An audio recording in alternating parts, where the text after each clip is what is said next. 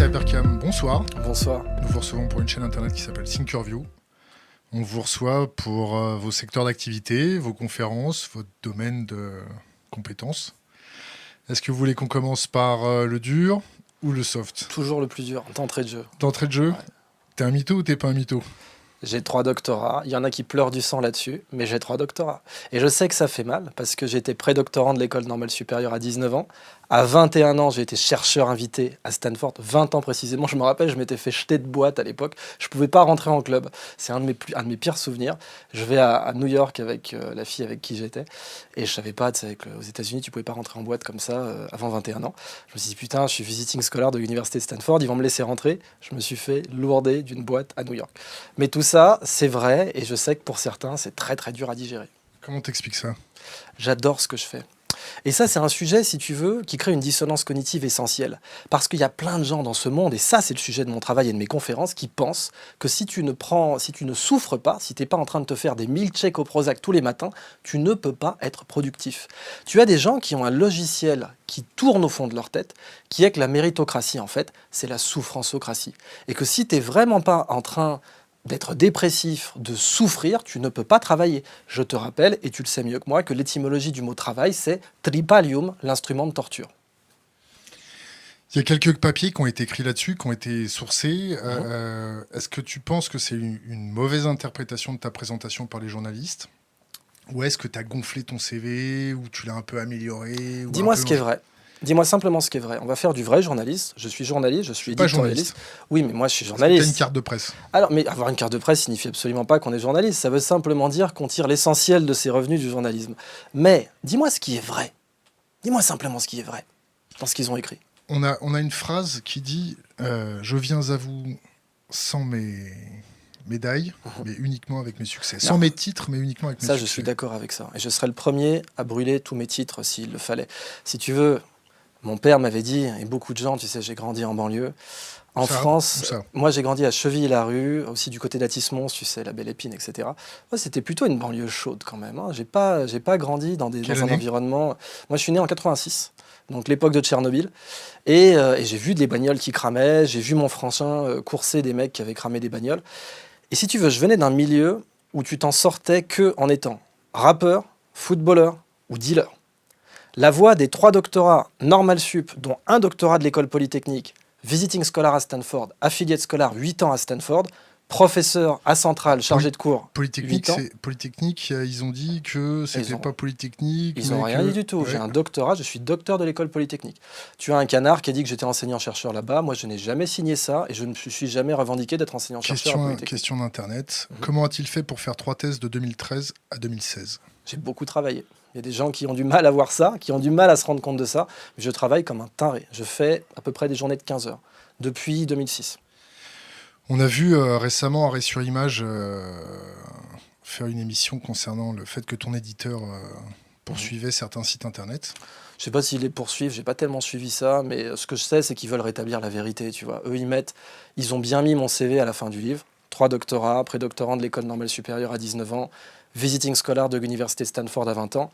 Tu as des gens qui ne l'acceptent toujours pas. Bon, eux, si tu veux, mon éditeur, je pense que son vrai intérêt, ça aurait été de laisser faire, puisqu'en fait, cette polémique, elle m'a rapporté, il faut être prosaïque, beaucoup d'argent. Je veux dire, mon livre était parti pour se vendre à 30 000 exemplaires. Tu payes tes impôts? 40 000 en France, pour l'instant. Il n'est pas exclu que je les paye plus tard, ailleurs, puisque je suis expat maintenant.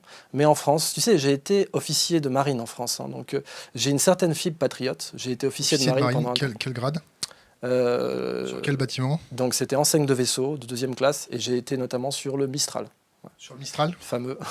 Et aussi sur le transport de chaland de débarquement Sirocco, mais réserviste. Bon, maintenant qu'on a éclusé le problème... on peut continuer toute la soirée. Tu sais, moi j'adore ce genre de polémique parce que pour moi c'est un diagnostic. Moi je suis là pour faire des diagnostics sur la société et notamment sur cette maladie française du reste à ta place. Cette maladie française, tu sais, du liberté, égalité, fraternité. Non, reste à ta place. C'est-à-dire, quand quelqu'un émerge en France, on va toujours le ramener à sa place. On t'a déjà fait sentir tes origines? Toute ma vie. Et tu sais que cette polémique... Sous quelle manière? Mais d'abord, frontalement, ça l'arabe, ça m'est arrivé plein de fois. Je te rappelle que cette polémique a alimenté un site d'extrême droite bien connu qui s'en est régalé et qui s'appelle F de Souche, pour ne pas le citer. Donc le racisme, j'ai connu ça toute ma vie. Et je me suis battu contre lui toute ma vie. J'ai été au Scout musulman de France. On se battait notamment contre la radicalisation en banlieue, mais aussi contre le racisme. J'ai toujours été aux avant-postes du combat de la fraternité en France, mais le problème de la fraternité, c'est que ça ne se décrète pas. Ça a été au Scout par ton père ? Oui, c'est ça. Bon, on a éclusé le bordel. Si vous avez encore des questions, essayez, faites-les nous remonter par Discord. J'aimerais qu'on parle de la guerre. Parlons-en. Ton avis sur ce qui se passe en ce moment avec la Russie, avec les États-Unis, avec Trump, avec Kim Jong-un, avec ce qui se passe en Afrique, les flux migratoires, je te laisse commencer. En fait, alors là, ça fait beaucoup de choses en même temps, mais on a le temps. On est en guerre froide 2.0. C'est pas un terme que j'ai inventé, c'est un terme qui existe, je crois, depuis quasiment la Yougoslavie, la guerre froide 2.0. C'est-à-dire que tous les enjeux géopolitiques de la guerre froide sont là, avec deux blocs qui s'opposent, mais c'est plus idéologique. Avant, c'était pas idéologique non plus, pour être tout à fait honnête, c'était géopolitique. Il suffit de regarder une carte du monde centrée sur le pôle Nord pour voir qu'on a le même problème entre la Russie et l'OTAN, les États-Unis, qu'il y avait entre Rome et Carthage. Rome et Carthage se battaient pour l'hégémonie en mer Méditerranée. La Russie et l'Alliance Atlantique Nord se battent pour l'hégémonie, pour l'instant, autour du pôle Nord. Tu as la Chine, notamment, qui a lancé cette fameuse initiative des routes de la soie arctique. La Chine s'est faite reconnaître comme une puissance arctique, ce qu'elle n'est pas, mais ce qu'elle est du point de vue commercial. C'est-à-dire du point de vue géographique, elle n'a pas d'accès à l'Arctique. Mais du point de vue commercial, pour elle, ces routes-là représenteraient les nouvelles routes de la soie. Et ça, évidemment, comme tu le sais sans doute aussi mieux que moi, quasiment toutes les guerres ont été décidées pour des problèmes de routes commerciales, de flux commerciaux. Les croisades, c'était pas du tout pour aller récupérer Jérusalem au départ, c'était la route de la soie et la route des épices. La route des épices, il ne faut pas oublier qu'à l'époque, les épices te rapportaient un ratio supérieur à la cocaïne aujourd'hui. Quand tu prenais du poivre à Ceylan et que tu le ramenais en Europe, tu faisais un ratio supérieur à quelqu'un qui vend de la coke en l'achetant en Bolivie et l'amenant en France. Ces chiffres, tu les tiens d'où ? Des historiens ont sorti ça. Je vais essayer de te retrouver les références si tu veux. Mais bon, là, on est spontané, évidemment. Donc, tu as bien compris que je ne vais pas te citer Shapiro 2007 et Johnson 92. Mais tu peux retrouver les chiffres sur Google Books si tu regardes. Et le sujet donc, de ces routes commerciales, eh bien, c'est qu'aujourd'hui, on a le même. Les États-Unis contrôlent tous les détroits et tous les choke points dans le monde aujourd'hui, avec la plus grande flotte sur Terre.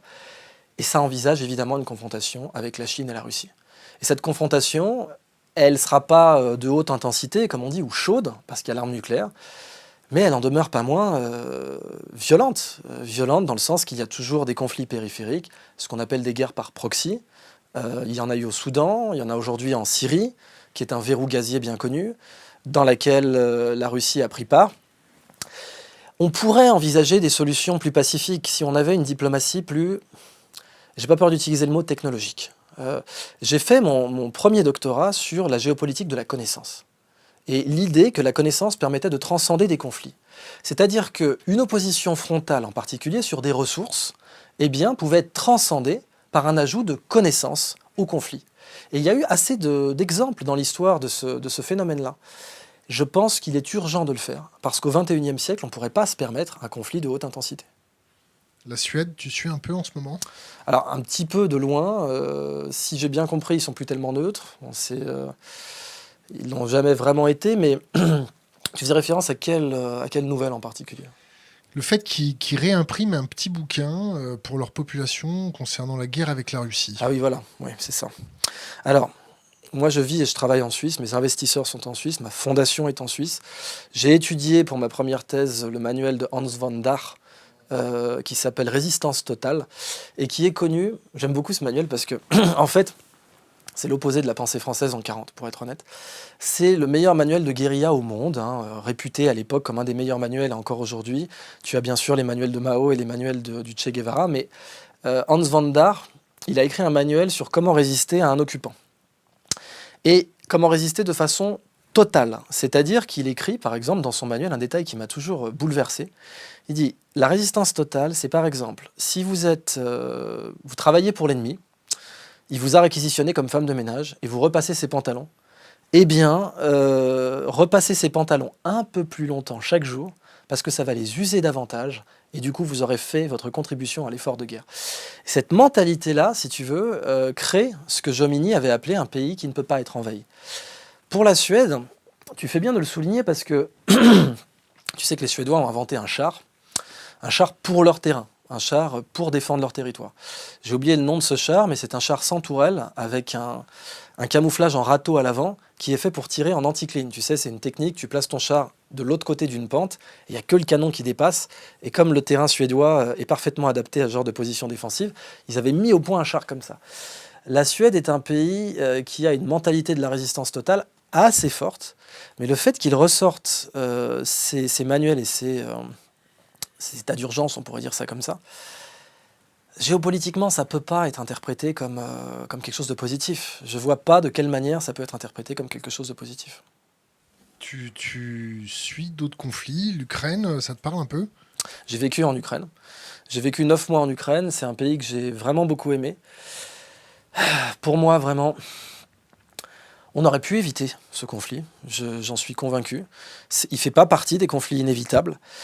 Aujourd'hui, il a un tel niveau de polarisation que je vois très mal comment il pourrait être résolu pacifiquement. Bon, bien entendu, l'Ukraine seule ne pourrait pas résister à la Russie très longtemps. Donc l'Union européenne a pris un parti qu'on assume, les États-Unis aussi. Il y a un référendum quand même. Ah, sur l'Ukraine, oui, non, mais là je te parle de résistance militaire, quoi. Le référendum, ça c'est effectivement un sujet. Il est évident que les Ukrainiens veulent pouvoir faire des Erasmus, échanger avec l'Europe. Mais au-delà de ça, pour moi, celui qui a le mieux compris ce sujet, c'était feu Zbigniew Brzezinski. Bon. Voilà, Zbigniew Brzezinski, on va rentrer dans le vif du sujet. Pourvoyeur de mort. C'est Dark Vador, mais c'est quelqu'un de brillant. C'est ça le problème, si tu veux. C'est que c'est Dark Vador, mais que c'est quelqu'un de brillant. Et du coup, Dark Vador, il a écrit des livres. Tu vois, si tu pouvais lire un livre écrit par Dark Vador, je pense que... Le Grand Échiquier, c'est ça? Le Grand Échiquier, c'est le plus cité. Et effectivement, dans le Grand Échiquier, pour parler de celui-là, il a clairement dit, et il a raison, puisqu'il est géopolitologue, donc il sait de quoi il parle, la Russie, sans l'Ukraine, cesse d'être une puissance européenne. Il ne faut pas oublier que l'OTAN a été créée, nominalement, et je ne prends pas parti. Hein. Je pense que cet enjeu de l'OTAN était, comment dire, je ne vais pas dire légitime, parce que ça serait prendre parti, mais se comprenait. Des mots du premier général qui était le premier sasseur, tu sais, le grand Manitou de l'OTAN en Europe. L'OTAN a été créée pour, si je me souviens bien dans l'ordre, keep the Russians out, keep the Germans down, and keep America in. Donc garder les Américains en Europe, virer les Russes, et réduire la puissance de l'Allemagne, surtout après la réunification. Bon, l'OTAN a été créée bien avant, bien entendu. Mais un de ces enjeux était celui-là. Tu as entendu parler de cette fameuse épisode où Sarkozy avait rencontré Poutine, et où Poutine lui aurait mis le coup de pression de sa vie. Il est ressorti un peu bourré. Oui, alors, en fait, tu sais bien que Sarko ne boit pas. Donc, il n'était pas bourré. Choqué. Mais il était choqué. Poutine a une excellente compétence en guerre psychologique, c'est son métier. C'est-à-dire qu'il a été formé à la guerre psychologique. Et dans la guerre psychologique, on doit savoir que l'humain est une mosaïque de besoins, et que si tu réagis à ses besoins et à ses ficelles, tu peux le manipuler. Par exemple, quand Poutine a rencontré George Bush, il lui a raconté l'histoire du moment où sa datcha avait brûlé, et la seule chose qu'il avait gardée, c'était sa croix. Ça a touché Bush, mais vénère, ça a touché Bush au fond de lui-même. Et tu voyais tout le staff de Bush. Grand Dieu. Alors, ça va vachement vite là pour moi, même moi, tu vois. Je vais finir sur ça et je vais te répondre après à cette excellente question. Ce que je veux donc dire, c'est que Poutine, en guerre psychologique, il est extrêmement bon, et qu'il avait dit donc à Sarko, il savait où le frapper, c'est-à-dire sur son complexe d'infériorité. Sarko a un complexe d'infériorité majeur qui est connu. Il est talonnette. Oui, ça, à la limite, c'est le physique, mais moi, je te parle plutôt de l'abandon, tu vois.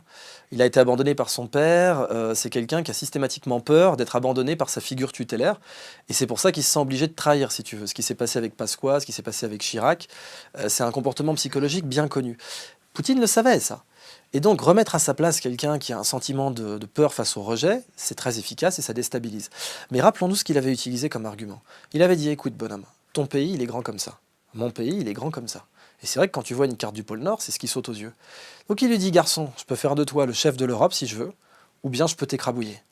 Bon, ça calme, ça c'est clair. Que tu sois le président d'une puissance nucléaire ou pas, ça te calme. Et du coup, ça représente bien les rapports de force en Europe. C'est-à-dire que, rappelle-toi, Napoléon, il a envahi l'Italie, pourquoi? Parce que l'Italie était divisée. Napoléon, c'était un pays uni, qui était la Chine de l'Europe, avec la plus grosse démographie, face à une petite fédération toute foireuse de républiques et puis d'États pontificaux qui ne pouvaient pas se saquer entre eux. Tu rentres là-dedans comme dans du beurre. La terreur des ricains, certainement aussi autoréalisatrice, puisque je t'ai dit que je ne prendrais pas parti ce soir. La terreur des ricains, j'insiste, certainement autoréalisatrice, c'est que Poutine rentre dans l'Europe comme dans du beurre s'ils ne sont pas là. Et ça, c'est quasiment tous les enjeux de la géopolitique actuelle. La Libye, c'était bien ou c'était pas bien? Tu m'avais demandé pour Dieu, du coup. Ouais, non, mais on va y revenir aussi. Tu crois en Dieu? Alors voilà, du coup, on verra tu la gardes de côté? Non, t'inquiète pas, on est multitâches. Alors, tu sais qu'Einstein avait répondu à cette question, et je ne peux pas faire de meilleure réponse que lui, de toute évidence. Plus je fais de la science, plus je crois en Dieu, c'est ça? Non, moi je parle plutôt de dites-moi ce que vous appelez Dieu, je vous dirai si j'y crois. Est-ce que tu as un ami imaginaire? Quand j'étais petit, ouais. Mais maintenant, je me parle à moi-même. Comme Vincent Gigante, qui était une de mes idoles. Tu te situerais plus athée, plus déiste, non déiste? Non, moi je suis soufi. Je suis soufi et je suis sur une voie. J'ai pris le temps de faire un petit silence parce que ça veut dire quelque chose. Mais je suis sur une voie bien précise. Je m'appelle Idriss parce que mon père était fan d'Idriss Shah. Anna Absalam. Merci, tu connais un petit peu. Idriss Shah, c'était un grand maître soufi du XXe siècle qui a été attaqué toute sa vie. Toute sa vie. Le type a été le mentor de Doris Lessing, prix Nobel de littérature. Il a été le mentor de Ahmad Shah Massoud, le commandant Massoud. Le type était un maître soufi reconnu par tous les maîtres soufis, et des universitaires français ont dit qu'il n'était pas un maître soufi. Et moi, je suis sur cette voie-là. Ça, c'est mon travail, et ça, c'est ce que je fais. Donc, je ne vais certainement pas dire que je ne crois pas en Dieu. Par contre, le soufi, comme tout mystique, rejette tout ce qui réduit Dieu. Rejette tout ce qui rabaisse Dieu. Par exemple, croire que c'est un grand barbu qui lance des éclairs. Et ça, j'y crois pas. Le mot Dieu vient du grec Zeus. Le mot Dieu vient de Zeus. Et c'est pour ça que l'Occident continue. Regarde les Guignols quand ils font une marionnette de Dieu, c'est un grand barbu qui lance des éclairs. Regarde la chapelle Sixtine, c'est un grand barbu qui lance des éclairs. En anglais, c'est God. God, ça vient de Wotan, Odin. Tu sais que le W devient G, donc Wotan, Gotan, God. Wotan, Odin, c'est le dieu des éclairs. Yahvé, c'est autre chose. Yahvé, déjà, c'est une étymologie plus intéressante. Mais tu reconnais le bigot dans toute religion. Tu reconnais le bigot au fait qu'il part du principe qu'il sait qui est Dieu et qu'il sait ce qu'il veut. Tu le reconnaîtras immédiatement à ça. Pardon, regarde les croisés, Deus Vult. Le type qui arrive en disant « c'est la volonté de Dieu, je la connais, il m'a appelé hier », c'est du bigot 100% pur sucre. Et tu le détecteras comme ça. Ça, quand on est sur une voie, et tout ce qu'on appelle une voie, il faut s'en écarter comme de la peste. Qu'est-ce que tu penses de l'islam radical? Ben justement, pour moi, c'est pas de l'islam. Je vais être très honnête, ce n'est pas de l'islam. Le mot radical, d'ailleurs, n'est pas du tout bienvenu. Parce que radical, ça veut dire la racine. C'est quoi leur racine? Quelle est leur racine? Connaissent-ils l'islam du 7e siècle? Connaissent-ils un petit peu ce qui se faisait vraiment à l'époque? Pas les fantasmes de Disneyland, mais ce qui faisait vraiment. Est-ce que tu connais la 3e sourate? Alors, je ne suis pas un hafez, je ne connais pas le Coran par cœur. Mais pour moi, il faut avoir une certaine... Sourate du trône. Oui. Qu'est-ce que tu voudrais dire dessus? Non.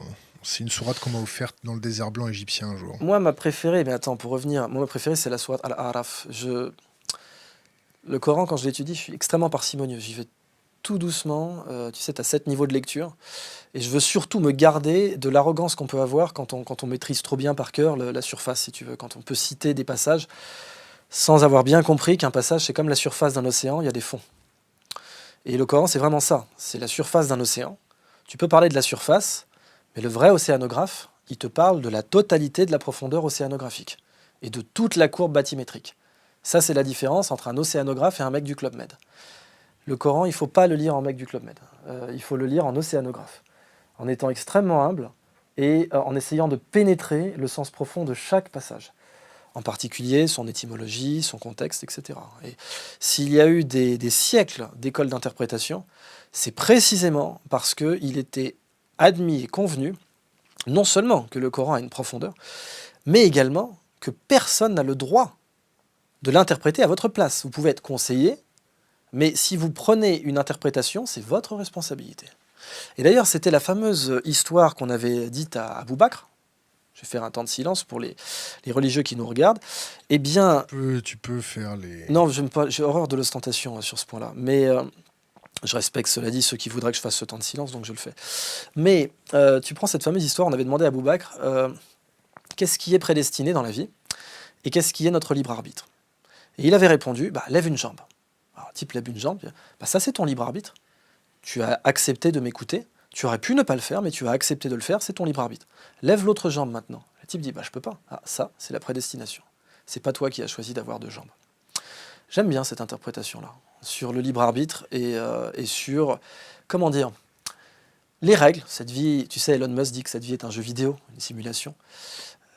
C'est pas si faux. Tu sais que dans le Hagakure, il y a l'idée que cette vie est un rêve. Tu le trouves chez Edgar Poe aussi. Et ce jeu vidéo, il a des règles qu'on n'a pas choisies. Ça, on peut l'appeler la prédestination. La façon dont on compose avec ces règles, je pense qu'on peut l'appeler le libre arbitre. Tes préconisations pour les politiques de contre-radicalisation? L'islam, c'est comme d'un point de vue géopolitique, c'est un petit peu comme notre flore, tu sais, notre flore commensale, notre flore naturelle. Si tu veux chasser la flore dangereuse, il faut qu'il y ait une flore saine. Et moi, je l'ai d'autant plus connu que je suis d'origine algérienne et que j'ai vu ce qui s'est passé en Algérie. C'est-à-dire, tu prends l'époque de Boumedienne, tu prends l'époque où l'Algérie décide de se la jouer communiste, plus précisément soviétique, c'est bien précis, et de mettre l'Algérie au congélateur, de fermer les zaouïas, de persécuter les maîtres soufis locaux. Tu fais ça, dès que le congélateur tombe en panne, tu as une guerre civile. Et c'est ce qui s'est passé. La guerre civile n'est pas apparue en 91 en Algérie pour rien. C'était parce que le grand frère soviétique n'était plus là pour faire marcher la machine du grand froid. Et donc pour moi, la déradicalisation, eh bien... Contre-radicalisation. Oui, contre, c'est des termes un peu fashion, ne marche que si tu as un islam sain. Je me suis battu pendant 10 ans contre l'idée d'un clash des civilisations. Ma thèse de littérature comparée à l'université de Strasbourg, qui est librement consultable en ligne, eh bien, elle travaille sur le fait que le clash des civilisations n'existe pas. Que c'est un mythe. Que s'il existait, eh bien, jamais la France n'aurait eu comme plus long allié de son histoire l'Empire ottoman. Le plus long allié de l'histoire de France, c'est l'Empire ottoman, l'alliance franco-ottomane, qui a duré même plus longtemps que la vieille alliance, la Old Alliance avec l'Écosse, etc., etc. Edgar Poe, il a écrit un poème qui est inspiré de la 7e sourate, Al-Araf. Des tonnes et des tonnes d'exemples. Qui sait aujourd'hui que le minaret est une structure d'origine chrétienne? Le minaret, tu sais, je vis en Suisse, j'ai vu la votation citoyenne, je la respecte, je pense qu'ils ont le droit de faire des votations citoyennes et qu'ils doivent le faire. Et ça, j'adore. La démocratie directe en Suisse, jamais tu me trouveras pour la critiquer. Mais le minaret, c'était la mosquée des Omeyyades à Damas, qui était une église. Quand les musulmans sont arrivés à Damas, c'était l'église de Saint-Jean-le-Baptiste, son tombeau est encore là d'ailleurs. Et ils ont vu que les chrétiens d'Orient faisaient des appels à la prière, au vêpres, par oral, depuis une tour. Et ils l'ont copié pour la mosquée stéréotypée par excellence, celle de Kéroua en Tunisie, qui est devenue donc le stéréotype de toutes les mosquées moyen-orientales par la suite. Cette notion d'un choc des civilisations, elle est aussi contredite par le fait que l'immense majorité des victimes du terrorisme dit islamique sont des musulmans. Et ça, ce sont des chiffres qui ne peuvent pas mentir. Quand on regarde combien de personnes sont tuées par an par des musulmans, par des terrorismes islamiques, ce sont des musulmans. Si les terroristes islamiques cherchaient le clash des civilisations, ils le cherchent très mal. S'ils étaient en croisade contre l'Occident, pourquoi ne tueraient-ils pas les Occidentaux, en priorité absolue, plutôt que de faire 95% de victimes musulmanes? Là, tu vois le conflit qu'il y a entre la flore musulmane naturelle et la flore musulmane, je n'ai pas peur de le dire, cancéreuse. Les préconisations. Tu sais comment on appelle les bandits au Mexique? Les guerrieros, Non, les bandits, tu sais, dans les westerns. Comment on appelle les bandits dans les westerns au Mexique? Allez, c'est le nom d'une bière. Et Dos Equis. Dos Equis, le salaud. Personne connaît la Dos Equis en France en plus. Los Desperados. Merci d'avoir fait appel au public. Los Desperados. Les désespérés. Tu connais la Dos Equis? Ouais, mais carrément. J'ai même fait dans mon bouquin, tu as un sujet sur les leviers comportementaux de la publicité Dos Equis. Pourquoi elle est aussi bonne, pourquoi elle fonctionne aussi bien, cette pub, avec je bois pas toujours de la bière, mais quand j'en bois, je bois de la Dos Equis. C'est une pub qui est dans tous les manuels aujourd'hui. Hein, l'abus d'alcool est dangereux pour la santé. Absolument. Mais donc, Los Desperados. On n'est pas obligé de le dire en plus, on n'est pas sur une chaîne de télé, je crois. Los Desperados, si tu veux lutter contre la radicalisation, il faut lutter contre le désespoir. Et c'est précisément pour ça que les scouts musulmans de France ont été créés. Hein. C'était pour donner de l'espoir dans les banlieues. Quand tu as 30% de chômage chez les 25-35 ans, comment tu veux parler d'espoir? Comment tu veux parler d'espoir? Moi, j'ai travaillé comme un timbré pour m'en sortir. T'as vu ce que ça a donné d'ailleurs. Parfois, je me dis que j'aurais... T'avais des parents lettrés aussi, non?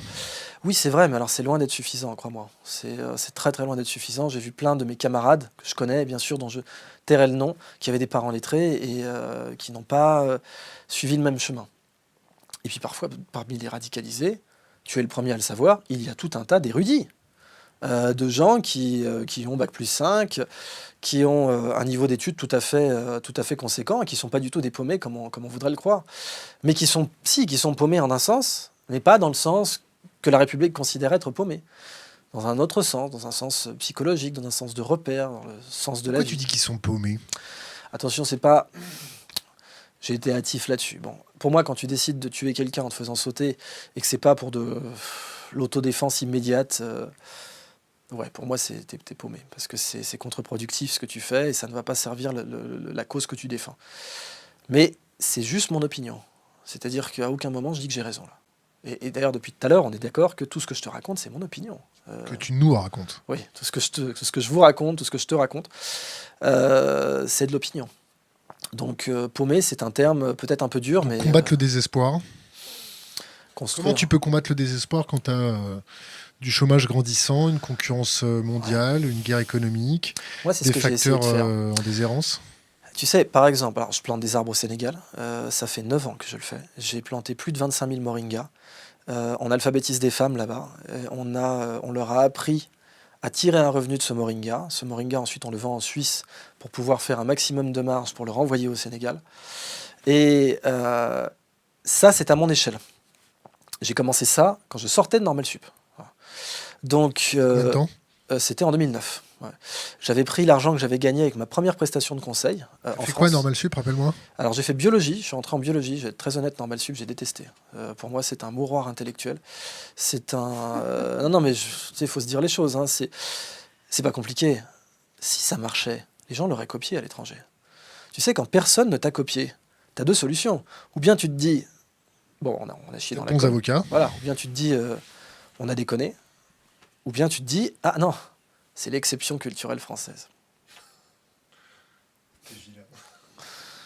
C'est pour ça qu'on m'aime, ou qu'on me déteste. Comme dirait Talleyrand, on dit de moi ou trop de bien ou trop de mal, je jouis des honneurs de l'exagération. D'autres préconisations? Alors, moi c'est surtout sur l'écologie que j'interviens pour le côté optimisme. Tu sais, je suis de la génération, j'ai vu Une vérité qui dérange d'Al Gore. J'ai trouvé que c'était un film très intéressant, il y a quelques inexactitudes, mais qui n'en commet pas. Et en fait, ça c'est l'écologie plutôt punitive. C'est-à-dire, vous ne pourrez pas dire que vous ne savez pas pour les problèmes. Al Gore, son métier, ça a été de faire ça. Alors, on repart sur la contre-radicalisation. Ah pardon, bah, tu veux... Non mais on viendra sur l'écologie juste après. Alors, mes préconisations, c'est de donner beaucoup plus d'audience à l'islam naturel. Tu trouves qu'il y a de l'islamophobie en France? Alors, islamophobie en France, en général, oui, il peut y en avoir. Il y en a qui se sont réclamés islamophobes, donc oui, il peut y en avoir. En tout cas, moi, j'en ai vécu, mais c'est un épouvantail de voir ça, si tu veux. Se concentrer là-dessus, c'est contre-productif parce que ça crée un cycle de dette contre dette. Genre, vous avez mal parlé de ma religion, alors je vais vous engueuler, puis du coup, regardez, c'est tous des putains de fanatiques, ils nous engueulent sur les réseaux, ça marche pas. Moi, je m'intéresse à ce qui marche. Et simplement se contenter de faire une spirale de on dénonce l'islamophobie d'un côté, et puis avec véhémence, parce qu'on est énervé, je comprends, quand on attaque ta religion, c'est forcément énervant. Donc, du coup, tu tombes dans le travers de la véhémence, et la véhémence, c'est exactement ce qu'un islamophobe attend de toi. Donc, du coup, tu es à la place où on t'attend, et ça, c'est contre-productif. Donc, il faut rappeler les faits historiques. Les faits sont têtus. Mais oui. Rappelons, alors tu sais que bon, les faits, c'est pas tellement un mot que j'aime parce que comme disait Nietzsche et puis Richard Francis Burton, il y a surtout des perspectives, mais des choses de base. Tu sais qu'on a retrouvé dans une tombe viking une bague avec marqué « Au nom de Dieu, le clément, le miséricordieux ». Parce que les vikings faisaient du commerce avec Bagdad au IXe siècle et qu'il y a des vikings qui se sont convertis à l'islam. Bon. Donc ce choc des civilisations, c'est juste faux. Dire où qu'on regarde dans l'histoire, on va pas me dire que les Vikings étaient plus tolérants que le français moyen ou que le danois d'aujourd'hui. Ça, j'y croirais pas. Que le Viking ait été plus tolérant religieusement, non. Que Charlemagne et Haroun al-Rachid ont eu des échanges commerciaux. Et que Haroun al-Rachid a offert un éléphant blanc à Charlemagne qui s'appelait Abou Labas et qui est encore aujourd'hui enterré à Aix-la-Chapelle. Et que, dit-on, l'expression du travail d'arabe viendrait du fait, positif donc, que Haroun al-Rachid avait offert un clepsydre, une horloge à eau, à Charlemagne, et que cette horloge s'étant détraquée, personne à la cour, je ne sais pas si on pouvait dire cour à l'époque, ne pouvait la réparer, et que Charlemagne aurait dit, laissez, c'est du travail d'arabe. Parce que travail d'arabe à l'époque signifiait hautement mathématique. Puisque l'algèbre, al-jabar, c'est un mot arabe, puisque le X dans les équations, ça vient des Arabes. Les Arabes utilisaient une lettre qu'ils prononçaient re pour noter l'inconnu dans une équation. Et cette lettre qu'ils ont prononcée re, les Espagnols l'ont latinisée avec un X qu'ils prononçaient eux-mêmes re, Mexico, en Andalousie donc. Algorithme, c'est un mot arabe. C'était la latinisation du mathématicien Al-Khwarizmi. Donc, pour moi, c'est pas ce... Préconisation. C'est pas ce combat de marionnettes. Bah, tu vois, la préconisation, elle est là. Rappeler. En fait, je peux pas faire mieux que, comment il s'appelait, Martin Luther King. Il a dit, l'obscurité ne peut pas chasser l'obscurité. Il n'y a que la lumière qui le peut. Donc... Est-ce que tu trouves que la communauté musulmane, celle qui n'est pas radicalisée... Tu sais, l'erreur, c'est de croire qu'il y a une communauté musulmane en France, si tu veux. Tu as des musulmans. Est-ce qu'ils font de la contre-radicalisation au sein ? À mon avis, oui. À mon avis, oui. Dans mon expérience, oui. Le problème, c'est que, comme disaient les Indiens, un arbre qui tombe fait beaucoup plus de bruit qu'une forêt qui pousse. Et t'avais entendu parler des scouts musulmans de France, toi ? Oui. Tu t'étais renseigné sur moi ou tu le savais avant ? Je connais bien les scouts. Mais musulmans de France, tu savais qu'ils avaient été présidents du scoutisme français, de tout le scoutisme français ? Ça, non. Ouais. Et pourtant, c'est avec des moyens dérisoires. En face, t'avais des moyens, du golf. C'est quoi le salut des scouts musulmans ? C'est le standard. Hein, D'accord. C'est le... Qu'est-ce que ça veut dire, ça ? Tu peux le faire, oui, c'est la louve qui protège ses louveteaux. C'est le plus fort qui protège le plus faible. Ouais, exactement. Ouais, donc, d'une façon générale, normalement, c'est la louve qui protège ses louveteaux si tu le fais comme ça, avec 2 doigts. Donc la louve et ses louveteaux, mais effectivement, c'est le fort qui protège le faible. C'est tout à fait correct. Ce qui est la base du scoutisme. Et le scoutisme, quand tu regardes le symbole, c'est un peu le renouveau de la chevalerie. Tu sais, les chevaliers, ils avaient le tortil. C'était un foulard qu'on enroulait puis qu'on se mettait autour de la tête. Bah, les scouts, ils le mettent autour du cou. Et c'est Baden-Powell qui l'avait fait parce que ça évoquait un peu la chevalerie et les vertus chevaleresques. Et le scout, j'aime beaucoup la notion de scout parce que scout, ça veut dire qui éclaire. L'éclaireur. Pour moi, tu me demandais des préconisations concrètes. Il faut éclairer. Si on se remet dans un cycle de haine, de dette, de qui a payé quoi, qui doit quoi à qui, on n'ira nulle part. Est-ce que tu penses qu'il faut arrêter les politiques étrangères où on s'amuse à balancer des bombes sur tout le monde ? Pour moi, alors... Non, moi, je crois que BHL, c'est un bon ministre des Affaires étrangères. BHL, il n'a jamais été ministre, que je sache. Non, c'est une boutade ironique. Oui, Usul en a mieux parlé que moi. Je ne suis pas d'accord avec tout ce qu'il dit, mais c'est quelqu'un que je respecte énormément et j'espère qu'il sera ici un jour d'ailleurs. Ça ne m'empêche pas de respecter tout aussi bien Asselineau. Hein. J'ai été très ravi que vous l'interviewez ici. Mais, Papy, Trivial Poursuite. Ouais, mais non, mais j'ai vu les vôtres. Hein. J'ai vu les vôtres et j'ai trouvé que c'était bien foutu. Étienne Chouard, vous l'avez interviewé, bravo. C'est quelqu'un que j'ai découvert par Usul, justement.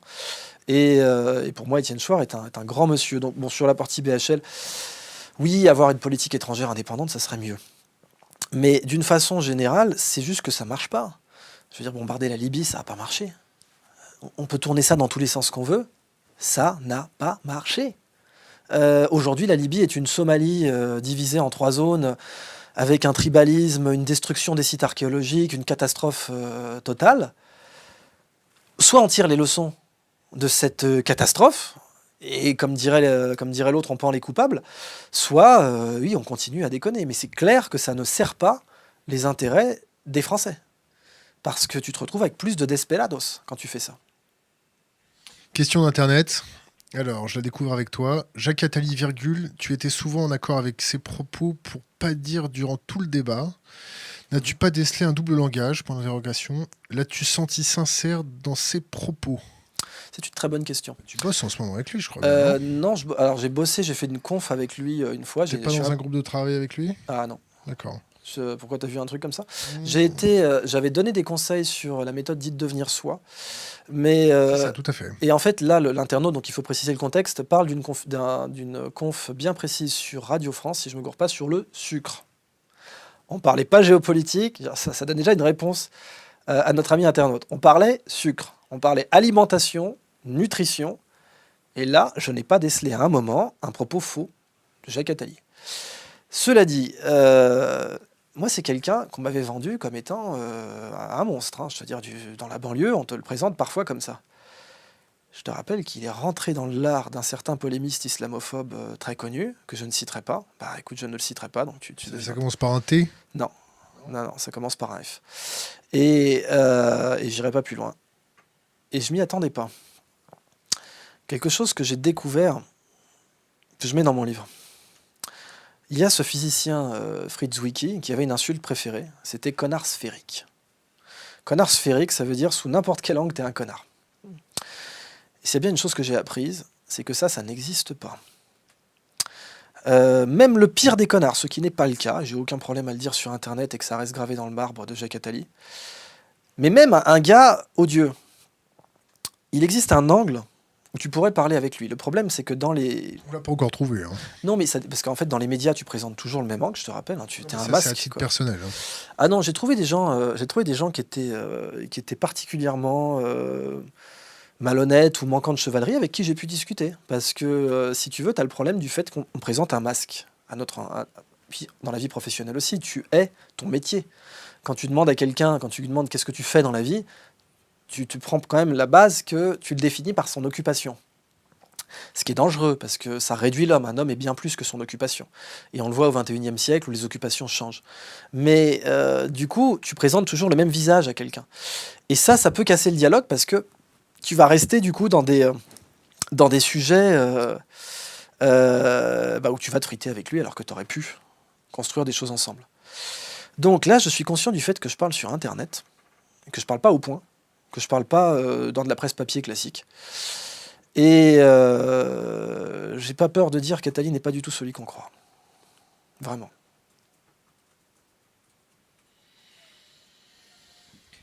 La Libye, on l'avait éclusé. On va revenir sur Jacques. La Libye... La Syrie, maintenant. Si tu veux, non mais attends, revenons sur Jacques maintenant. Il y a un sujet... Il a toujours des peignoirs avec ses initiales. Ça, je savais. J'ai pas vécu chez lui, je savais pas ce genre de truc. Non, mais c'est que la dernière fois qu'on l'a croisé, c'était mon mentor qui l'avait fait venir au Fouquet's pour que je me fasse l'écrou sur... Fouquet's, mec, les gars, t'as pas honte. Non, j'ai pas honte. C'est leur problème. Hein. Ouais. Pour qu'on puisse se faire les incisives sur son gras.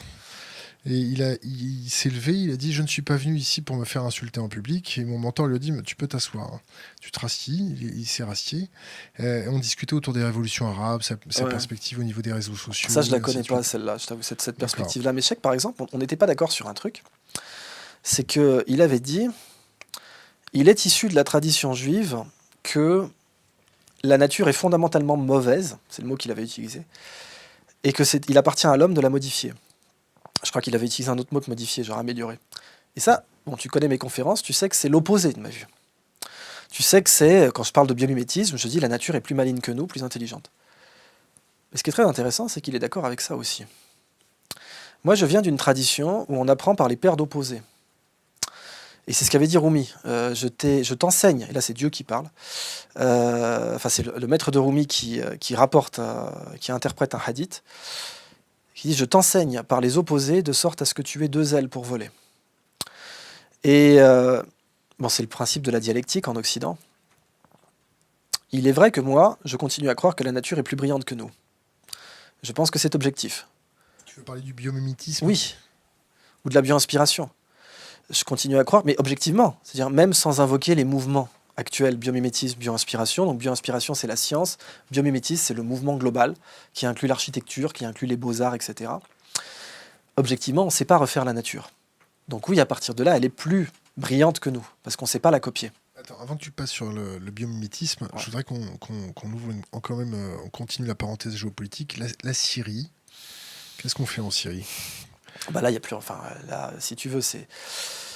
Qu'est-ce qu'on fait ? Qu'est-ce que tu entends par « on » ? Les Français... Le Quai d'Orsay. Est-ce que le Quai d'Orsay n'est pas un peu schizophrènique ? Parce que moi, je ne bosse pas au Quai d'Orsay, donc je ne me sens pas dans le « on » que tu T'es français ? Oui, mais malheureusement, on ne peut pas dire que le Quai d'Orsay appartienne totalement aux Français. Qu'est-ce que tu sous-entends avec ça? Je ne crois pas qu'il y ait eu... Tu sais que normalement, quand une guerre est déclarée, dans le temps, à une certaine époque que les moins de 60 ans ne peuvent pas connaître, on convoque le Parlement et on sollicite le peuple. À ma connaissance, ça n'a pas été le cas pour la Syrie. Et je ne crois pas que si on faisait un sondage, voire même un vote, un référendum, pour savoir si la France doit s'impliquer dans cette guerre de façon diplomatique ou sur le terrain, je ne crois pas, je n'ai pas souvenir que les Français se soient prononcés. Donc ce « on » ne me concernait pas. Maintenant, en Syrie, il faut quand même reconnaître que les partis baasistes, qui sont tous pro-soviétiques naturellement, sont du coup des ennemis désignés de notre politique étrangère par conséquent. De la même façon pour Saddam Hussein. La guerre en Irak était une faramineuse connerie. Tu es bien conscient du fait que j'utilise pas un langage diplomatique. Faramineuse connerie, j'aurais employé des mots un peu plus... Quoi, plus grave, soft ou grave. Plus grave? Voilà. Alors, non, si tu veux dire grave, t'aurais dit crime. T'aurais dit il y a eu des innocents qui ont été... J'aurais dit génocide. Génocide, c'est quand tu cibles selon un groupe ethnique. Là, en l'occurrence, bon, on va pas faire de la sémantique quand il y a eu plusieurs millions de morts et de déplacés, mais en tout cas, c'est un crime. Bon. Qui a payé pour ce crime? Les Irakiens. Voilà, mais ils l'ont pas commis, ils en ont été les victimes. Les commanditaires, ont-ils payé? Non. Je pense que la Syrie a été un échec diplomatique de grande ampleur, de très grande ampleur, dont nous allons avoir, là je parle en tant que Français, beaucoup de mal à nous remettre. Et qu'il est possible de nous en remettre, cela dit, parce que... Il faut qu'on tende la main aux Russes. Comment? Parce que la question, c'est comment. C'est simple de tendre la main aux Russes, merde. Non, mais en Syrie, comment? Tu sais, tu peux te friter avec un pays en lui tendant la main de l'autre. Tu regardes les Russes avec la Turquie. D'un côté, les Turcs venaient de leur abattre un pilote. Et puis de l'autre, ils étaient en train d'essayer de concilier sur la mer Noire. Donc, tu penserais à quoi en particulier? Le coup d'État contre Erdogan, ça les a vachement rapprochés, non? Bah voilà, c'est tout à fait vrai. À se demander même si... ils l'ont vu venir, en tout cas. Et je crois même qu'ils l'ont informé, si mes sources sont exactes. Mais... donc à quoi tu pensais? Parce que j'ai pas tellement potassé le dossier syrien. Mais qu'est-ce que t'aurais pensé à quoi pour la main tendue? Ici, c'est moi qui pose des questions. Non, mais je sais bien. Mais ça ne m'empêche pas de te considérer comme beaucoup plus qu'un simple interrogateur et comme quelqu'un qui a une position. D'ailleurs, tu as pris position sur Internet, sur le financement et sur les liens diplomatiques entre la France et le Golfe. Et cette position a été très respectée sur le web, ou très controversée selon les sources. Mais tu as respecté tout court. Hein. J'en suis persuadé. Mais donc, tu as des idées. Et quand tu pensais à main tendue, je pense que tu y as réfléchi plus que moi. Donc je serais ravi. Après, tu décides si tu es prêt à me donner ton opinion ou pas. Parce que c'est vrai que toi aussi, c'est au débeauté. Et je veux pas du tout je suis pas là pour t'acculer une réponse. On n'est pas là pour donner notre opinion. Mais ça, je le respecte. Ouais. Un jour. Mais si tu veux qu'on ait un débat, c'est genre socratique. Écoute, un jour, tu feras mon interview. Ah, j'en serais très honoré. Ok, bon, on passe à une autre question. Les flux migratoires, qu'est-ce qu'on en fait maintenant? Donc là, pareil, tu assumes en Europe, en France, etc. Les flux migratoires, on va dire tout le bordel qu'on a foutu. Déjà, les flux migratoires économiques, et ensuite les flux migratoires de guerre. Tu vois, tu voulais pas donner ton opinion, mais tu commences en disant tout le bordel qu'on a foutu, tu vois. Et donc là, d'entrée de jeu, tu donnes une opinion, et tu sais bien que c'est une opinion que je partage. C'est fait à dessein. Hein, c'est fait à dessein, bah, tu sais bien, en plus là tu me primes, quoi, tu vois, c'est une opinion que je partage. Comme disent les Américains, when the shit hits the fan, quoi, quand la merde va toucher le ventilateur. Et là aujourd'hui, oui, on a un nombre de déplacés très grand. Et moi je t'avoue que je sais pas. Il faudrait que j'ai un dossier. Moi, j'ai travaillé dans ce qu'on appelle les PMA, les pays les moins avancés. Et je sais qu'il n'y a pas, c'est ce mème qui circule sur Internet, comment voulez-vous régler le problème migratoire? Ne commencez pas une guerre dans leur pays, ne commencez pas une guerre dans leur pays, ne commencez pas une guerre dans leur pays. Bon. Il se trouve que c'est ce qu'on a fait. Aussi bien en Irak qu'en Libye et ailleurs. Une fois que c'est fait, j'ai pas du tout le niveau de compétence là, tout de suite, pour te dire ce que je pense qu'il faudrait faire. Est-ce qu'on ouvre les frontières? Est-ce qu'on leur tend la main vraiment? Est-ce qu'on arrête de les faire crever dans des camps de réfugiés qui ne sont même pas aux normes pour la plus grande décence de l'humanité? Ce modèle-là, le camp de réfugiés, la jungle, comme on dit, il n'y a rien de digne là-dedans. Et là où il n'y a rien de digne, il ne peut rien y avoir de bon. Donc ça, déjà, ça donne une décision, si tu veux. Il y a quelqu'un que j'admire beaucoup, c'est le premier grand président du Club de Rome. Et il a donc Bertrand Schneider. Et Bertrand Schneider, à mon avis, saurait répondre à cette question-là, parce qu'il a connu et il a dû gérer l'époque où tu avais des réfugiés allemands qui venaient en France, l'après-guerre. Et qui venaient, tu sais, ils étaient à une demi-boîte de cornets de bif par famille, quoi, et par jour. Et il a résolu ce problème. À l'époque, c'est parti d'une commission, je ne sais plus laquelle, qui s'occupait de ça. Pour moi, la meilleure réponse devrait être obtenue de ce monsieur grand monsieur, Bertrand Schneider. Parce que, bon, comme tu le sais, il faut savoir déléguer, c'est pas mon subalterne, mais il faut savoir confier la réponse à un sujet que tu maîtrises pas assez à quelqu'un qui le maîtrise mieux que toi. Et là, en l'occurrence, je pense que... Tu vois, non, mais je te donne quand même une opinion, puisque je te flèche... Non, mais je te flèche vers quelqu'un. Je te flèche vers quelqu'un. Tu nous flèches. Oui, je vous flèche, pardon. Ouais. Bon, on n'aura pas assez de temps pour faire la géopolitique, on va passer à un autre sujet. On en a fait pas mal, là, déjà. Ouais, on a fait 5% de ce qu'on voulait faire. Alors, mec, je te rappelle que c'est 1h15 ton format ou Ouais, non, des fois on peut faire 3 heures, mais le problème c'est qu'on a des rappeurs qui viennent après. Eh ouais, il y a des rappeurs que je vous ai un petit peu enfoncé comme ça. Ouais, t'inquiète, on leur a fait un peu peur, hein. Tu sais qu'ils ont failli pas venir. Hein. Ah, au départ, tu sais que j'aurais adoré qu'on le fasse ensemble, hein, t'étais pas content de ça. Mais j'ai vu que vous aviez fait, des interviews multiples, il y avait plusieurs canapés. Et ça, je savais pas que Thinkerview faisait ça. Si, des fois on fait 4, 5, 4. Bon, on passe à un autre sujet. Ouais. Première question d'Internet, comment mettre en place concrètement sa fameuse économie de la connaissance? Ouais. La bonne nouvelle, c'est qu'il n'y a pas besoin de la mettre en place. Elle est déjà là. L'économie de la connaissance, beaucoup de gens pensent que, tu sais, c'est une mode. C'est c'est une préconisation. En fait, c'est pas une préconisation, c'est une observation. C'est-à-dire que l'économie de la connaissance, c'est déjà la plus ancienne. L'être humain échangeait des savoirs bien avant d'échanger des matières premières. Bien avant les amphores d'huile d'olive, bien avant les sacs de blé, bien avant l'apparition des écritures, et même avant l'apparition d'Homo sapiens sapiens, bien l'être humain, enfin pas l'être humain du coup, mais les hominidés, ils échangeaient des savoirs.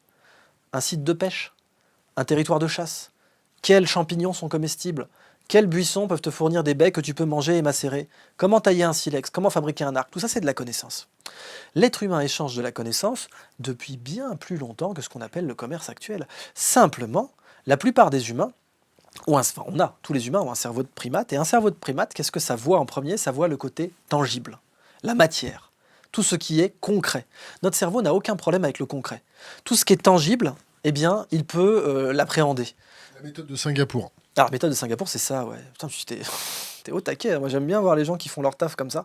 C'est pas de taf. Oui, c'est mieux alors. C'est qu'en plus, tu fais ça par plaisir, exactement. Putain, si j'étais pas si loin, je te checkerais, mec. Mais... Prenez ces empreintes digitales, là, tout de suite. Ça y est, je l'ai eu. En fait... D'ailleurs, tu sais qu'il faut faire gaffe. Hein. Il paraît qu'il faut même plus faire le signe V, tu sais, devant une caméra. Ouais, non, mais ça, c'est rien. On discutera. C'est rien, on en parlera après. Mais oui, méthode de Singapour consiste à rendre les maths plus concrets pour que le cerveau les appréhende plus facilement. Et c'est vrai que l'économie de la connaissance, elle a l'air... elle est abstraite, parce que la connaissance, c'est abstrait. Et en général, ce qui est abstrait, on n'y pense pas. Mais la connaissance, elle est partout. Et aujourd'hui, quand tu regardes les points de la sacro-sainte croissance, d'ailleurs, je vais revenir sur la notion de croissance, eh bien, mais c'est de l'immatériel qui, aujourd'hui, il n'existe pas de transaction économique sans qu'il y ait quelque part de l'immatériel qui soit impliqué. Ça n'existe pas. Tu ne peux pas vendre quelque chose, et c'est connu en économie, c'est un principe que, normalement, en économie, l'acheteur doit mieux connaître son produit que le vendeur. Sinon, il se fait baiser. Et si tu veux gagner une transaction, un acheteur prospère doit toujours mieux connaître son produit que son vendeur. Donc déjà, de base, un vendeur prospère doit toujours mieux connaître le produit que l'acheteur, pardonnez-moi. Quand tu dis économie de la connaissance, t'as pas un problème de vocabulaire? Alors pourquoi tu verrais ça comme un problème de vocabulaire? Économie, marché... Non, économie, tu sais d'où ça vient? Je t'écoute. Voilà, ça y est, puis le moment où j'en profite pour me rafraîchir. Alors, estime-toi heureux, t'as de l'eau. et oui, ça aurait pu être pire. Alors, en fait, le mot économie vient des physiocrates, donc des penseurs français, qui s'intéressaient, tu sais, bassement à la façon dont quasiment les abbayes génèrent du cash. Tu sais, les abbayes, dans l'Ancien Régime, c'était des machines à cash. Et d'ailleurs, Guillaume le Conquérant, il a assis son autorité économique sur les abbayes. Et la première chose qu'il a faite quand il est allé en Angleterre, c'est de faire le recensement de tous les biens de type abbatiaux et para-abbatiaux avec le Domesday Book. Bon. Et à l'époque, donc, tu as des philosophes en France au XVIIIe siècle, notamment avec Quesnay, qui veulent faire un économa. Donc on mesure ce qui vient de la terre, et ce qui crée du pognon. Je te parle de choses transformées, hein, la chartreuse, la bière d'abbaye, le papier. De la calorie.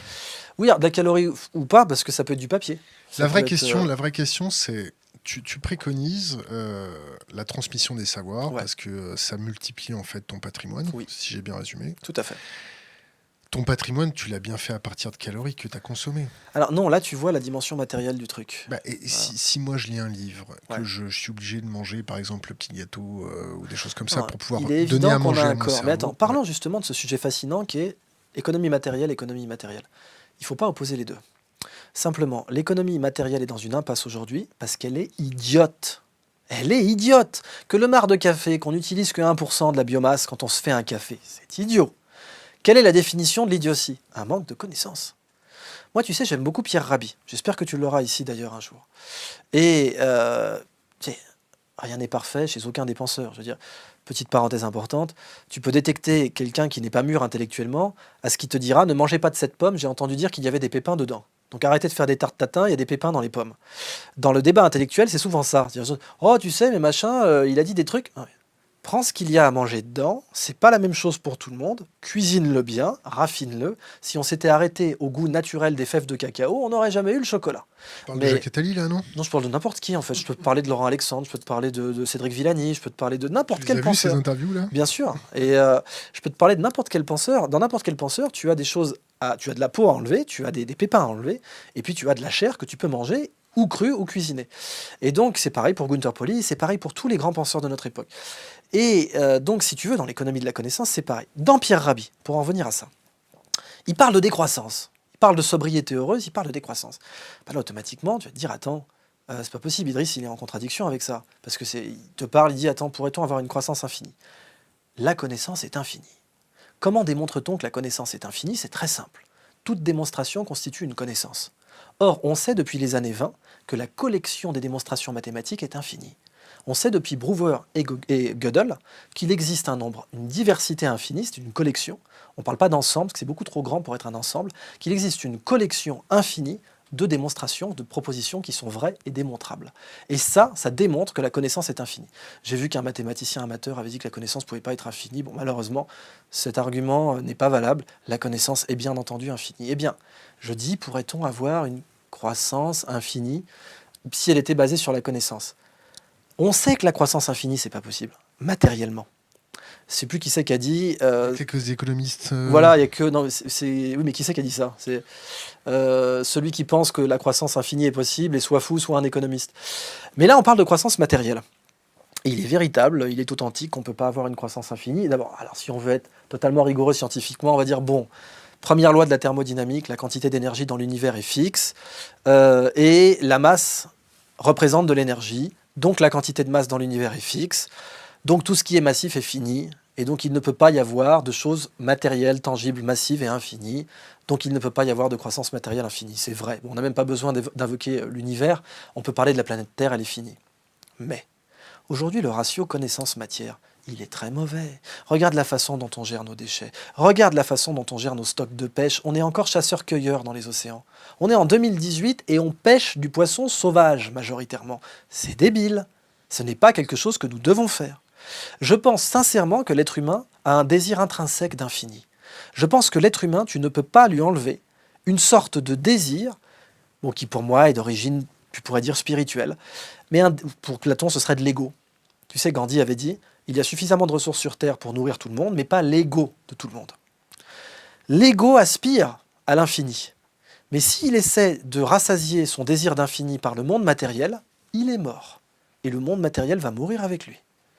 Le seul monde qui peut rassasier le désir d'infini de l'humain, c'est le monde immatériel. la connaissance et au-dessus, la sagesse, qui est plus puissante que la connaissance. La sagesse est supérieure à la connaissance. C'est quoi la sagesse? La connaissance de soi. Tous les grands sages, à travers toutes les époques, ont systématiquement ramené cette réalité qui est que la sagesse, c'est la connaissance de soi. Et là, tu vas me parler de Marc Aurèle. Bon, avant, non, je vais te parler de Chilon de Lacédémone. Je vais te parler de Zoroastre. Je vais te parler de Confucius, de Lao Tzu, et bien entendu de Marc Aurèle. Mais Marc Aurèle, c'est plus en géopolitique que j'aime le citer, parce que pour moi, son stoïcisme s'applique aux États. Quand Marc Aurèle te dit que les gens ne désirent pas ce qui est bon pour eux, ça marche avec les États aussi. Les États ne désirent pas ce qui est bon pour eux. Et la notion d'intérêt national, elle est très dangereuse, parce qu'elle présuppose que l'on sait ce qui est bon pour l'État. Et quand tu regardes l'histoire, en particulier de France, quand tu penses, tu as Clémenceau, quelqu'un qui est très intéressant, mais c'est quand même à lui qu'on doit la Seconde Guerre mondiale. S'il n'avait pas imposé le diktat de Versailles, s'il n'avait pas été aussi hardcore avec les Allemands, on n'aurait pas eu la Seconde Guerre mondiale. Donc, les États ne savent pas ce qui est bon pour eux. C'est plutôt pour ça que je cite Marc Aurèle. Et pour en venir à cette opposition entre croissance matérielle et croissance immatérielle, quand par exemple Pierre Rabhi parle de sobriété heureuse, eh bien pour moi, qu'est-ce qu'il fait? C'est qu'il nous propose en fait une croissance bien meilleure, qui est la croissance immatérielle. L'humain ne peut pas croître matériellement indéfiniment, on le sait. Bon, ça tombe bien démographiquement.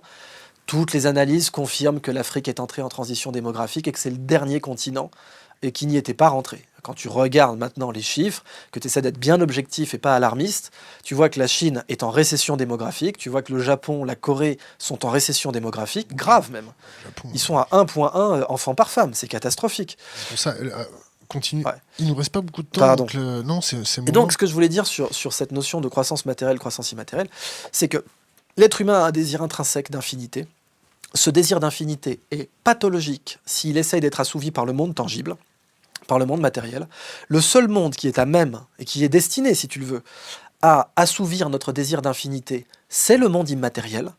Et ça, c'est la connaissance et la sagesse. Et donc, quand Pierre Rabhi parle de décroissance et de sobriété heureuse, on oublie de mentionner, avec une analyse un peu plus profonde de son discours, qu'en fait, ça nous propose également une croissance qui est celle de l'âme, si tu veux, de l'âme au sens de Platon, c'est-à-dire de la connaissance et de la sagesse. Où est-ce que tu places l'intelligence artificielle dans tout ça? Alors l'IA, c'est très intéressant, parce que effectivement, il y a le sujet du revenu universel que je défends, que je ne défendrai jamais aussi bien que Gaspard Koenig, qui pour moi était... J'espère qu'il sera là aussi d'ailleurs. Tiens, je fais un peu de pub, parce que Gaspard, il est vraiment très très bon. Est-ce que tu penses, comme Laurent Alexandre, que le revenu universel, c'est une idée d'extrême droite? Alors, le revenu universel, tu sais qu'effectivement, tu peux l'interpréter comme de droite ou de gauche. Revenons à l'intelligence artificielle. Il y a deux écoles sur le... Ah oui, pardon, tu veux qu'on parle de l'IA ou du revenu? Allez, vas-y, go. Sur le revenu universel, il y a deux écoles. Il y a l'école de ce blogueur assez brillant et assez tranchant qui vous soutient d'ailleurs, c'est H-Table, H16. Et qui dit, et qui a raison, un gouvernement qui peut tout te donner, il peut aussi tout te prendre. Et donc, à partir du moment où c'est l'État qui te donne un revenu universel, tu deviens l'obligé de l'État.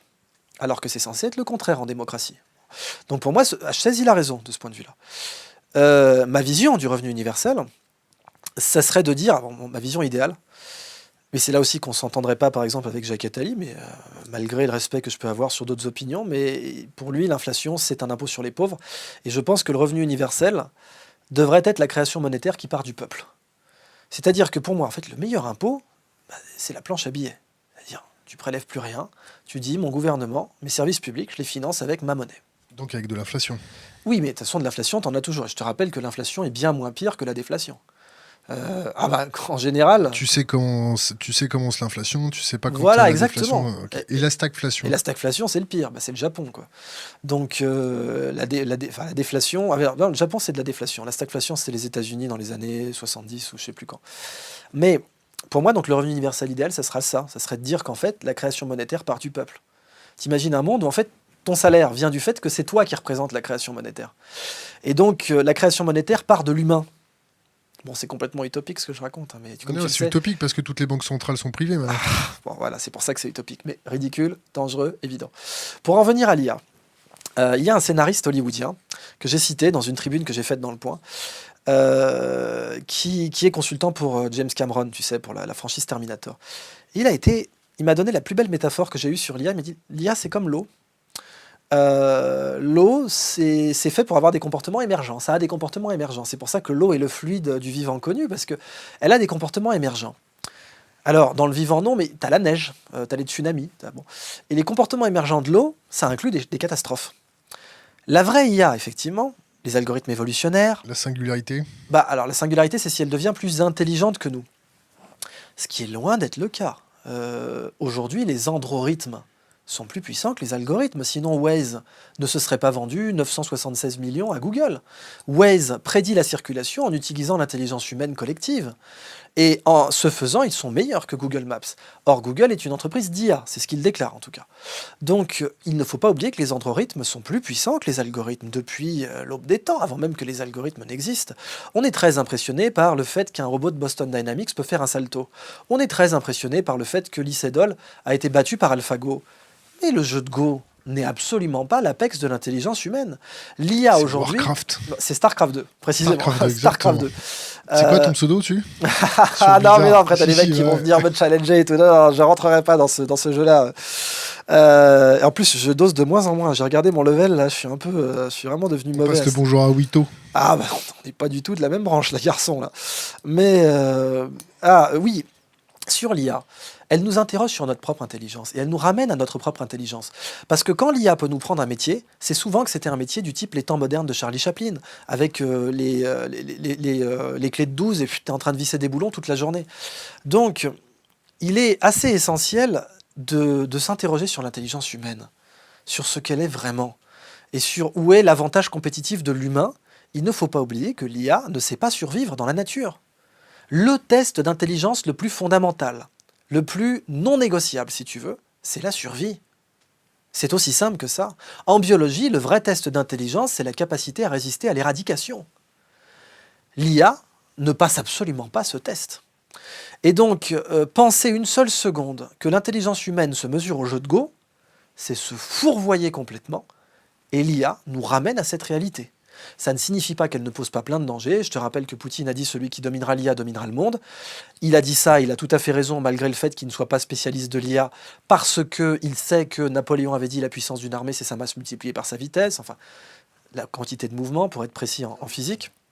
Et donc, une intelligence artificielle, c'est la nouvelle arme automatique de demain. Tu vois, un fusil, il est évident qu'un fusil qui se recharge à la bouche fait moins de dégâts qu'un fusil automatique qui te dégaine 900 coups par minute. Il en va de même pour l'IA. L'IA, elle peut faire beaucoup plus qu'un coup, elle peut faire une décision. Et sur un champ de bataille, une décision, c'est beaucoup plus dangereux qu'un coup de feu. Et l'IA peut prendre 1 milliard de décisions par seconde. Et là se trouve le danger. Donc par exemple, je cautionne Elon Musk quand il dit il faut une convention de Genève des armes autonomes. Ça, je suis tout à fait d'accord. Et je pense qu'il faut éveiller les internautes à ce sujet. Ayons une convention de Genève des armes autonomes et surtout des moratoires sur la présence d'armes autonomes dans la sphère civile. T'as pas l'impression qu'il y a des mégalomanes aux manettes de temps en temps? Si, mais il y en a toujours aux manettes. Des mégalomanes, si tu veux, l'ego humain est un peu ce qui fait tourner le monde. Et d'ailleurs, c'est les limites. Est-ce que t'as pas l'impression que ceux qui entraînent les intelligences artificielles sont un peu mégalos? Un peu non. Beaucoup. Il existe dans le transhumanisme une résurgence pleine et entière de l'eugénisme. C'est un fait.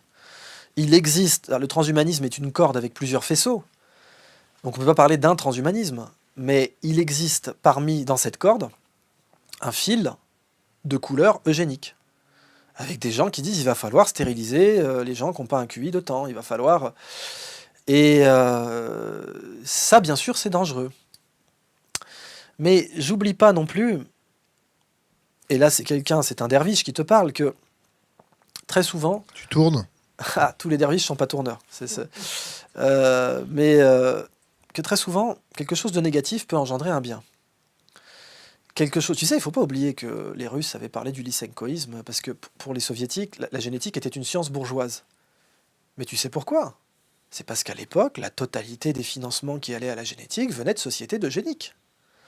Et que la Fondation Rockefeller, entre autres, mais d'autres, Henry Ford, avait financé des recherches en génétique. Et c'était mal. Mais ça a donné un grand bien. Qui a donné un grand mal par la suite. Oui. Qui peut redonner un grand bien demain. C'est ce que disait un maître bouddhiste, je ne sais plus lequel, les fleurs à pistil noir ont des pétales blancs et les fleurs à pistil blanc ont des pétales noirs. Et c'est assez vrai. C'est-à-dire que tu peux avoir des choses qui ont l'air atrocement négatives là tout de suite et qui peuvent enfanter des choses positives. Alors, il va falloir qu'on te pose la dernière question qui est laisser un conseil pour les jeunes générations. Ouais. Mais avant ça, je vais te lire les 3-4 questions qui s'affichent sur l'écran. Parce qu'il faut qu'on respecte notre parole. Parce qu'on voit les logos, là, je suis désolé. Non, on s'en fout. Donc, première question, la crypto-monnaie d'Uniteur, la G1, dite June. Attends, redis-moi ça lentement. Les crypto-monnaies, qu'est-ce que t'en penses?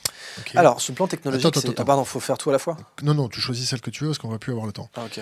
Comment la technologie peut résoudre les problèmes énergétiques alors que cette dernière fait partie du problème? Low-tech, point d'interrogation. Comment décentraliser le transfert de connaissances?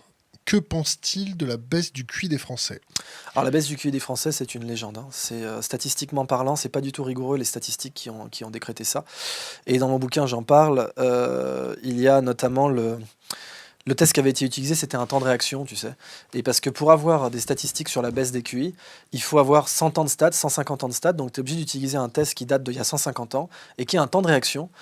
Et ce test, pour l'avoir pratiqué moi-même quand j'étais à Cambridge et quand j'étais assistant dans ce laboratoire de psychoacoustique à Cambridge, je l'ai pratiqué et j'ai vu qu'en fait ce test, tu es moins bon quand tu te poses des questions. C'est-à-dire quand tu penses à autre chose. Et penser à autre chose, ça ne veut pas dire avoir un mauvais QI. Donc ça, c'est pour répondre à cette question-là. Sur les cryptos, elles sont une bouffée d'oxygène sur le plan technologique actuel. Elles font se poser plein de questions sur qu'est-ce qu'une monnaie. Bon, je rappelle pour nos internautes qu'un bitcoin ou une crypto, c'est uniquement un billet de banque dont on a gardé que le numéro de série. Pour simplifier, et c'est même pas une simplification, qui triche, quoi. Une crypto, c'est un billet de banque dont on a gardé que le numéro de série et dont on a un algorithme qui permet de faire en sorte qu'on puisse pas le dépenser 2 fois. C'est juste ça, une crypto-monnaie. Et ça, c'est génial, en soi, de réduire le billet de banque à son numéro de série et de faire en sorte qu'on ait un algo qui garantisse qu'il ne puisse pas être falsifié. Et ça nous amène plein de choses. Tu regardes les travaux de Bernard Lietaer, dont j'espère aussi qu'il sera à ma place très bientôt. Bernard Lietaer, que tu trouves dans le documentaire Demain, il te parle des écosystèmes monétaires, et les cryptos peuvent amener ça. Comme d'habitude, on voit que le côté négatif sur les cryptos aujourd'hui. On voit les arnaques de certaines ICO, on voit le blanchiment d'argent avec Bitcoin. Mais moi, justement, et c'est là que tu vois le yin et le yang, les fleurs au pistil noir ou les fleurs au pistil blanc, derrière la controverse des cryptos, il y a une libération économique majeure dont les acteurs économiques n'ont pas encore pris conscience. Et tu le vois avec l'inénarrable commissionnement d'un gars de la Banque de France pour parler des cryptos en France. Gaspard Koenig en a mieux parlé que moi pour dire que c'était aussi ridicule que d'avoir un ancien du Minitel pour parler d'Internet. Note que ça a été fait en 95. Eh bien, les cryptos, pour moi, sont davantage une libération, mais elles ne nous dispensent pas d'esprit critique. Et donc, en termes d'investissement, il faut faire très attention. Je vous renvoie au fait qu'à partir du moment où Nabila s'est mis à vendre du Bitcoin, il fallait surtout pas en acheter. La G1, la June, tu connais? Ça te parle? Cette monnaie qui inclut le revenu universel. Ah oui, c'est ça, c'est une nouvelle crypto. Je ne l'ai pas suivie celle-là, donc je ne vais pas pouvoir en parler des masses. Mais il y avait une autre question sur l'énergie, je crois bien. Il faut quand même pas oublier que le problème... Alors, si on se place du point de vue de Tesla, pas de l'entreprise, de l'homme, le problème énergétique n'est qu'un problème de connaissance. Pour Nikola Tesla, c'était ça. Nikola Tesla, il a été très clair là-dessus. Bon, après, qu'on soit d'accord avec lui ou pas, c'est un autre sujet. Mais pour Nikola Tesla, le problème énergétique était un problème de connaissance. D'un point de vue, aujourd'hui, le problème du gaspillage énergétique, aussi bien du solaire que de l'hydrolien, que des éclairs. Mec, si on avait comment on appelle ça, des gigacondensateurs, je sais plus, il en parle, Musk, tu peux avoir un demi-gigawatt qui tombe sur certains éclairs, en un coup. On les garde pas. Il y a plein de sources énergétiques que nous n'exploitons pas. Et si nous ne les exploitons pas, c'est parce que nous manquons de connaissances. Ou doit y en avoir plein encore dans les coffres. Il y a ça aussi, effectivement, qui est une possibilité, sur laquelle, comme tu le sais, je me garderai bien de me prononcer. Dernière question d'Internet. Comment la technologie peut résoudre le problème énergétique? Celle-là, on l'a déjà posée. Alors que cette dernière fait partie du problème. Oui, là, il l'avait dit. Ouais. Okay. Un conseil pour les jeunes générations? D'impérissable, une bouteille à la mer Richard Francis Burton, n'attendez d'applaudissements que de vous-même. Vous n'êtes libre que, d'ailleurs c'est ce que dit Burton précisément, il vit le plus noble et il meurt le plus noble, celui qui fait et qui suit ses propres lois. Et cette capacité à avoir son législateur intérieur, et à s'y suivre, à s'y fixer, à ne pas vivre dans les idées des autres, ce qu'avait dit Steve Jobs à ce fameux discours de Stanford. Ce qui est vrai, c'est-à-dire que quand vous vivez dans quand vous vivez dans un dogme, vous vivez dans la pensée de quelqu'un d'autre. Nous sommes à une époque où nous avons, pour la plupart, dans le monde riche, un toit. Mais nous n'avons pas encore un toit intellectuel. La capacité à construire sa propre maison est un moyen d'émancipation. Mais la capacité à construire sa propre maison intellectuelle l'est encore plus. Donc ne vous laissez absolument pas dominer par des modes de pensée ou par des conditionnements. C'est tous les travaux d'Idriss Shah, que j'encourage vivement les internautes à lire. Ne vous laissez pas piloter par le conditionnement. Moi, c'est la première chose que j'ai faite. Et c'est pour ça aujourd'hui que je suis un homme libre. Un livre à conseiller. Qu'est-ce que tu lis en ce moment ? En ce moment, tu sais, je suis en repas complet. Là. Je lis des mémos et je lis pas de gros bouquins en ce moment. Moi, le livre que je conseille, c'est La Cassida de Richard Francis Burton, mais elle n'a pas été traduite en français. Donc, pour les anglophones qui nous écoutent, lisez La Cassida de Richard Francis Burton. C'était un type remarquable qui parlait 29 langues couramment et qui était extraordinairement controversé de son vivant comme de sa mort, et qui est, selon moi, un des plus grands hommes de son temps. Sinon, bien sûr, j'encourage de lire les travaux de Gunther Pauli. Pour moi, c'est un des penseurs majeurs de notre époque. Idrissa Berkam, merci. Merci à vous. Coupé.